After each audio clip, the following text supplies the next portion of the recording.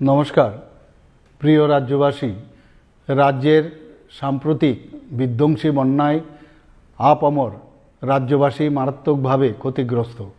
৩৩ জন নাগরিক প্রাণ হারিয়েছেন। ঘরবাড়ি, ক্ষেতের ফসল, গবাদি পশু প্রাণী, রাস্তাঘাট সহ ব্যাপক সম্পত্তির ক্ষয়ক্ষতি হয়েছে।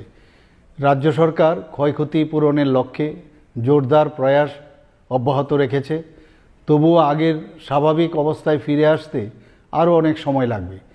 রাজ্যের এই সংকটকালে রাজ্যের বাইরের বহু মানুষ, স্বেচ্ছাসেবী সংস্থা, ক্লাব, সংগঠন ও ব্যক্তিবিশেষ স্বতঃস্ফূর্তভাবে প্রশাসন ও দুর্গতদের জন্য সাহায্যের হাত বাড়িয়ে দিয়েছেন। রাজ্যের এই পরিস্থিতিতে এবার শারদোৎসব আসন্ন। উৎসব আমাদের জীবনের অনুষঙ্গ।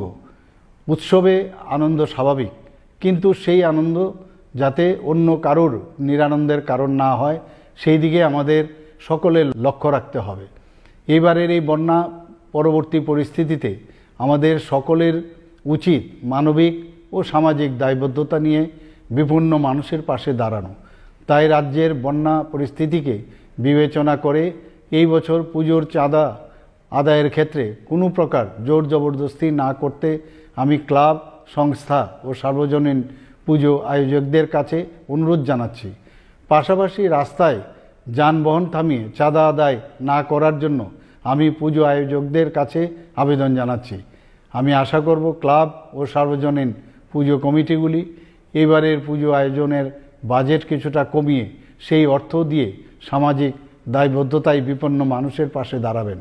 সকলের সর্বাত্মক অংশগ্রহণের মধ্য দিয়ে আসন্ন দুর্গোৎসব শান্তিপূর্ণভাবে সম্পন্ন হোক এবং এই বিপর্যয় পরিস্থিতিকে কাটিয়ে আমরা আবার যাতে সকলে মিলে উৎসবের আনন্দে অংশ নিতে পারি, সেটাই হোক আমাদের প্রার্থনা। নমস্কার।